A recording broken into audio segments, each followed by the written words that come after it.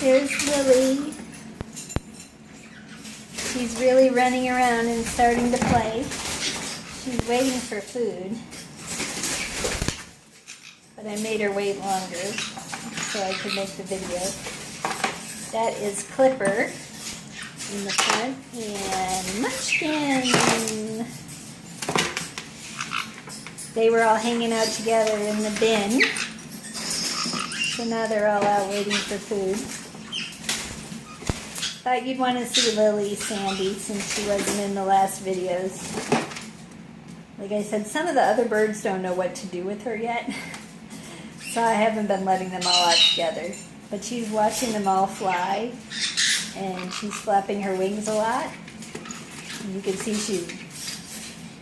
she runs around and plays with toys and growing up to be a beautiful little bird.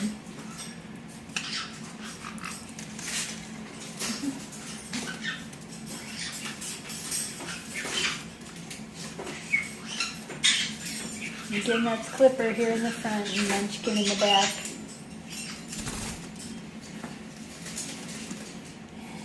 They're actually really funny too. They've been flying around for about the last 5 minutes, but I guess they calmed down a little and they're ready to eat.